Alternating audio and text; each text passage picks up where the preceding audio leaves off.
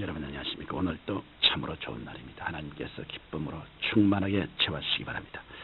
저는 오늘 여러분과 함께 창세기 32장 22절로 33장 4절의 말씀을 가지고 깨어진 야곱이라는 제목으로 은혜를 나누고자 합니다. 성경은 하나님을 아브라함의 하나님, 이삭의 하나님, 야곱의 하나님이라고 지칭하고 있습니다. 출애굽기 3장 15절에 보면 하나님께서는 스스로를 아브라함의 하나님, 이삭의 하나님, 야곱의 하나님 여호와로 표현하셨습니다. 그것은 하나님이 너무도 광대무변하여 인간의 언어로서는 다 표현할 수 없기 때문에 인간의 경험 속에 나타난 하나님을 지적해서 그렇게 표현하신 것입니다. 그 가운데서 먼저 아브라함의 하나님은 무에서 유를 창조하시는 예비의 하나님을 의미합니다.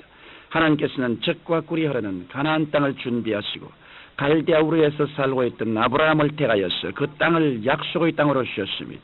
아브라함은 믿음으로 말미암아 젖과 꿀이 흐르는 땅을 차지할 수 있었습니다.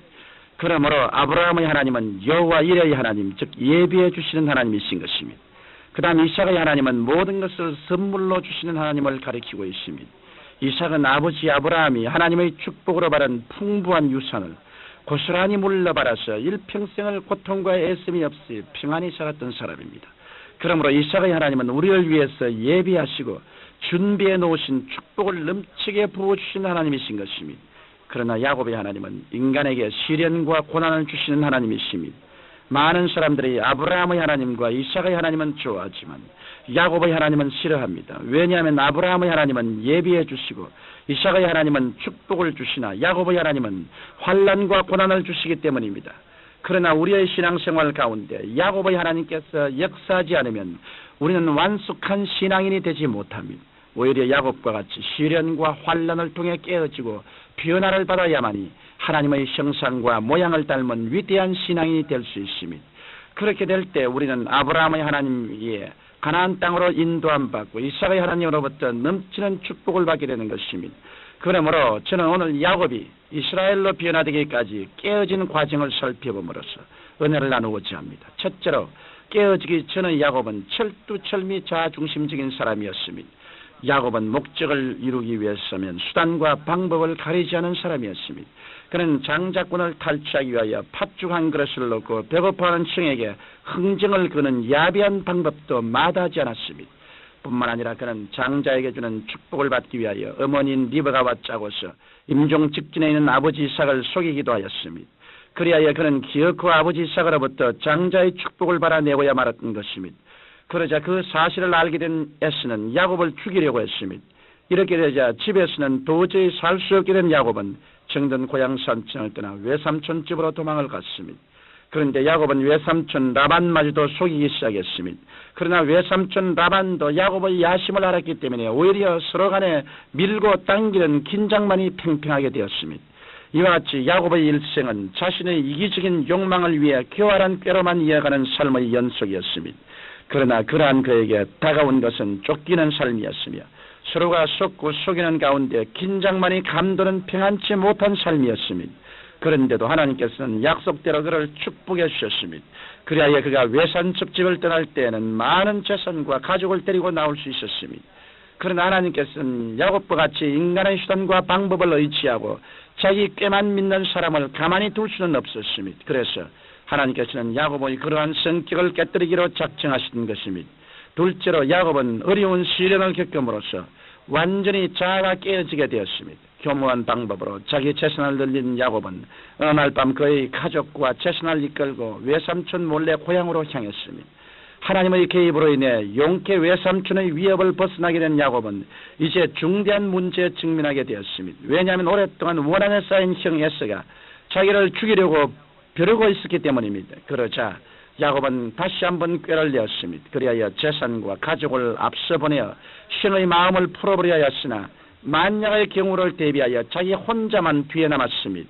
이와 같이 야곱은 짐승이 죽고 처자식이 죽어도 자기 목숨 하나만 살면 된다는 야비하기 짝이 없는 사람이었습니다. 그 결과 하나님께서는 천사를 보내어 야곱과 밤새도록 실험을 시킨 후 그의 환도뼈를 어그러지게 했습니다. 환도뼈가 어그러져 올바로 걷지 못하게 된 야곱은 이제 도망갈 수도 없게 되었습니다. 그렇게 되자 야곱은 자신의 모든 수단과 방법을 포기하지 않을 수 없게 되었습니다. 그렇게 깨어진 야곱을 두고 선지자 이사야는 이사야 41장 14절에 지렁이 같은 너 야곱아라고 부르고 있습니다. 이는 야곱이 완전히 깨어져서 지렁이처럼 되었다는 것입니다. 원래 지렁이는 눈도 코도 없기 때문에 무능함을 뜻합니다. 이제 지렁이같이 깨어진 야곱은 하나님만을 의지하였습니다. 이제서야 야곱은 하나님께 항복하게 된 것입니다. 그래서 이제는 죽든지 살든지 흥하든지 망하든지 오직 하나님만 의지하고 모든 것을 다 하나님께 맡기기로 작정하였습니다. 비록 다리는 쩔룩거리지만 하나님 중심으로 변화된 믿음을 가지고 야복강을 유유히 건너갔습니다. 그리하여 죽음도 두려워하지 않고 담대하게 나아간 것입니다. 셋째로 야곱이 깨어지자 하나님께서 야곱을 도우셨습니다. 마침내 야곱은 질풍같이 달려오는 형과 부딪히게 되었습니다. 그때 야곱은 회개하는 마음으로 형 앞에 무릎을 꿇어 7번 절을 하였습니다. 바로 이때 하나님께서 에서의 마음을 움직이셨습니다. 그래서 조금까지도 동생을 죽일 것처럼 달려오던 에서가 동생을 보는 순간 복수심은 눈 녹듯이 사라지고 오히려 측은한 마음이 생겼습니다.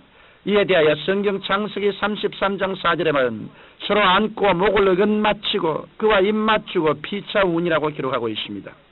이렇게 해서 야곱은 목숨을 구했을 뿐 아니라 신의 군사들의 호의를 받으며 금이 환영하게 되었던 것입니다. 이와 같이 이기주의자였던 야곱이 완전히 깨어져서 하나님 중심의 삶으로 변화가 되자 하나님께서 기적적으로 역사하셨습니다. 그래서 질풍같이 몰려왔던 문제가 일시에 해결되었습니다. 뿐만 아니라 이제는 고향 땅에서 마음 놓고 부를 즐기며 살 수 있게 되었던 것입니다.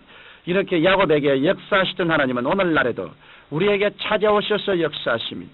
하나님께서 인간적인 꾀와 방법으로 살던 야곱에게 야복강 나루터에서 자포기의 시련을 주신 것과 같이 오늘날에도 우리가 하나님의 뜻대로 살지 않고 인간적인 수단과 방법으로 살 때 하나님은 우리로 하여금 고난과 역경을 통과하게 하십니다. 그리하여 물질적으로나 정신적으로 고통을 겪게 하여 자아를 깨뜨리십니다. 그런 다음에야 비로소 이가 날카로운 타작기가 되게 하셔서 문제를 해결해 주십니다. 사랑하는 청취자 여러분, 우리 인간은 불완전한 존재이므로 하나님에 대한 믿음이 약해질 때가 많습니다. 그럼 우리에게는 야곱의 하나님이 꼭 필요합니다.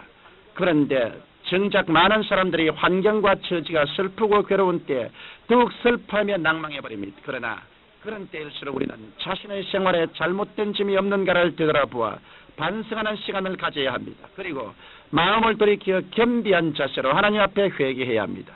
그럴 때 야곱의 하나님께서 역사하셔서 모든 문제를 해결하시고 놀라운 축복을 넘치게 부어주실 것입니다. 사랑이 많으신 아버지, 우리가 십자가 앞에서 깨어지는 존재가 되게 도와주시옵소서. 우리 자아에 대해서 깨어지고 자아의지가 하나님께 완전히 굴복하는 자리에 들어갈 수 있도록 도와주옵소서.